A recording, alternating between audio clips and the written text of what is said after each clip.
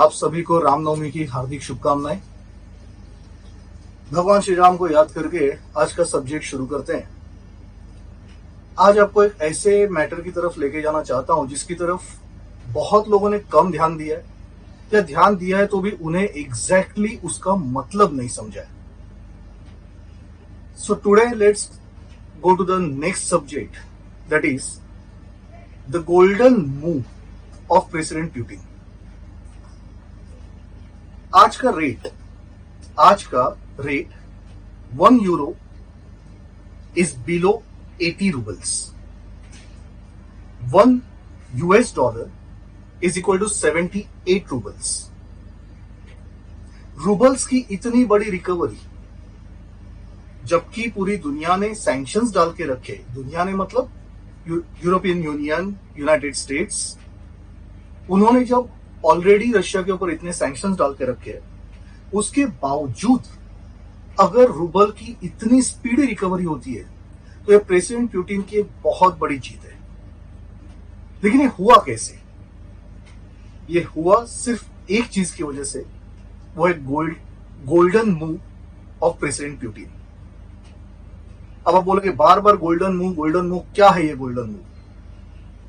तो golden move ये है, यूएस एंड यूरोपियन यूनियन, इन्होंने रशियन गोल्ड के ऊपर सैंक्शंस डाले हैं।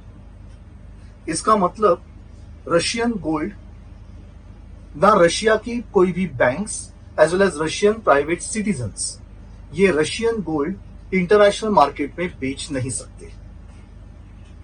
ओके? तो मतलब इन शॉर्ट, अगर रशियन बैंक्स के पास या फिर रशियन सिटीजन्स के पास गोल्ड है तो बेचने के लिए उनके पास सिर्फ और सिर्फ एक ही मार्केट बचा, वो है Russian central bank. International market में वो उसे सेल नहीं कर सकते। अब यहां पे आती है golden move. President Putin has passed the order that Russian central banks will purchase gold at a fixed price. Russian central bank gold purchase करेगी एट अ फिक्स प्राइस, जिसकी कीमत पहले से तय हुई है, that is 1 gram gold for 5000 roubles. 1 gram gold for 5000 roubles. अब आप बोलोगे ये मास्टर स्ट्रोक कैसे हुआ? अगर मैं कहूं 1 gram gold is equal to 5000 roubles, तो क्या इसी का मतलब यह नहीं होता कि 5000 roubles is equal to 1 gram gold? Correct? If 1 gram gold is equal to 5000 roubles, तो इसी चीज को मैं ऐसे भी कह सकता हूं कि 5000 roubles is equal to 1 gram gold.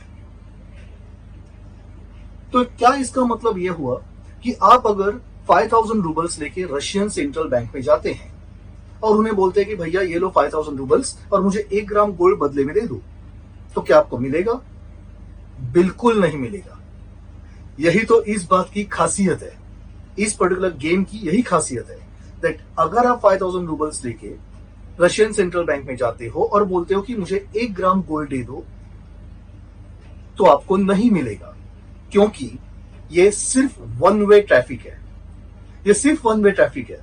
इसका मतलब सिर्फ रशियन बैंक जब गोल्ड परचेज करेगी तो 1 ग्राम के बदले 5000 रूबल्स देगी। लेकिन आप अगर सपोज अपने पास का रूबल्स लेके अगर बैंक में जाके बोलोगे कि मुझे 1 ग्राम गोल्ड दे दो, तो आपको नहीं मिलेगा।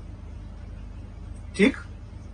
अब इसे कनेक्ट कीजिए दूसरे ऑर्डर के साथ, प्रेसिडेंट पुतिन की सेकंड ऑर्डर, जिसके हिसाब से रशिया अब रशियन ऑयल एंड गैस सिर्फ और सिर्फ रूबल्स में बेचेगी।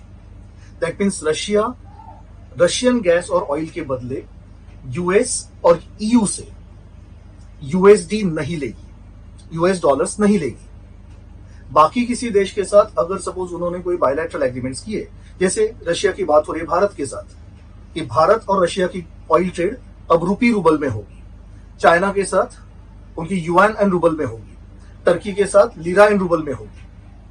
जैसे ये बायलैटरल एग्रीमेंट्स है, उसके अलावा अगर यूएस और ईयू रशियन गैस या फिर ऑयल लेना चाहते हैं तो उन्हें स्ट्रिक्टली रूबल्स में ही पेमेंट करना पड़ेगा। That's the second order. और अब ये दो ऑर्डर्स को साथ में जोड़ लो तो देखिए क्या कमाल निकलता है। तो इसका मतलब अब रशिया अपने ऑयल और गैस की कीमत गोल्ड में कर सकती है। मतलब क्या? जैसे 1 barrel of oil is equal to some roubles, इसके जगह पे अब रशिया यह कह सकती है 1 rouble of oil is equal to 2 gram gold. 1 rouble of oil 1 barrel of oil is equal to 2 gram gold. तो अगर किसी ईयू कंट्री को या यूएस को रशिया से अगर ऑयल या फिर गैस लेना है तो 1 बैरल के बदले 2 ग्राम गोल्ड देना पड़ेगा। करेक्ट?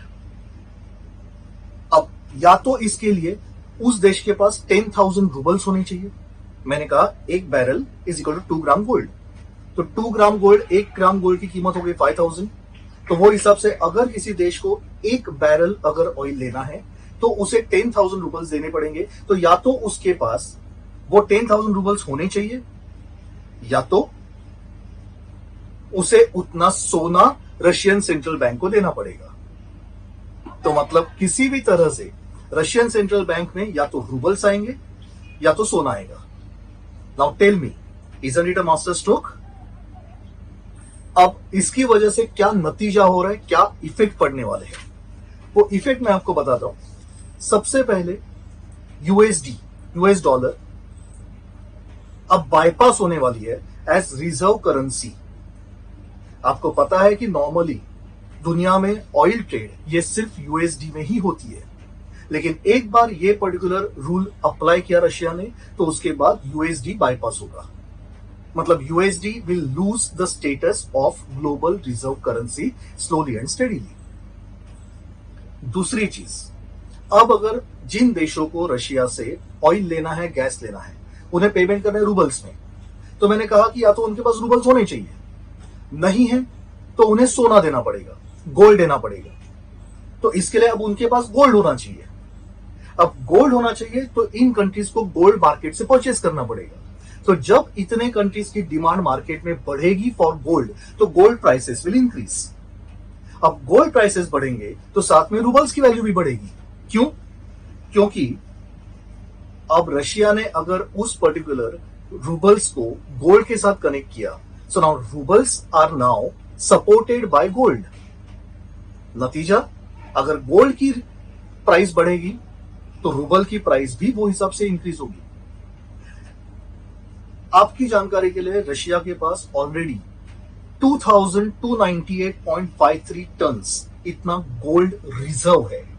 मतलब रशियन सेंट्रल बैंक के पास 2298.53 टन्स, 2298.53 टन इतना गोल्ड रशियन सेंट्रल बैंक के पास ऑलरेडी है। ऊपर से Russia is the 5th largest gold producer country in the world. तो गोल्ड की कमी उनको नहीं है। अब बाकी देशों को गोल्ड खरीदना पड़ेगा रशिया को पे करने के लिए, या तो रूबल्स रहने चाहिए। करेक्ट? अब जब रूबल्स उनके पास नहीं है but still if you want to take oil and gas from Russia तो आपको पेमेंट करना पड़ेगा गोल्ड में, तो रशिया के गोल्ड रिजर्व्स और इंक्रीज होंगे। अब गोल्ड रिजर्व्स इंक्रीज होने का मतलब क्या होता? जैसे मैंने कहा, रूबल्स की वैल्यू बढ़ेगी। रूबल्स की जब वैल्यू बढ़ेगी तो रशिया में इन्फ्लेशन स्टेबिलाईज होगा। रशिया के इंपोर्ट्स अब उनके लिए चीप होंगे तो इन्फ्लेशन स्टेबिलाईज होगा। और अब जरा सोचिए, सिर्फ इतनी ही बात नहीं है कि रशिया के पास सिर्फ गैस एंड ऑयल है। रशिया के पास बहुत से मिनरल्स है, बहुत से रिसोर्सेस है, और साथ में उनके साथ है रशियन ब्लॉक। रशियन ब्लॉक मतलब the most mineral rich countries in the world, like Kazakhstan, Tajikistan etcetera. तो ये जो देश है, इन देशों पे इंफ्लुएंस करके रशिया ऑयल एंड गैस के साथ साथ अगर बाकी रिसोर्सेज भी इस सिस्टम में अगर ज्वाइन करेगी तो क्या होगा? तो मतलब सिर्फ गैस एंड ऑयल नहीं, बाकी रिसोर्सेज, रशिया से आपको जो कुछ भी चाहिए बदले में उसकी भी कीमत अगर गोल्ड में ही तय की गई तो फिर क्या होगा? सोचिए, ये एक बहुत इंटरेस्टिंग सिनेरियो है और ये हो रहा है। गोल्ड बेस्ड ट्रेडिंग सिस्टम अभी तक फुल्ली एस्टैब्लिश नहीं हुई है, लेकिन मेरा सवाल यह आता है, क्या यह शुरुआत है? और अगर यह शुरुआत है तो उसके साथ और एक चीज कनेक्टेड है।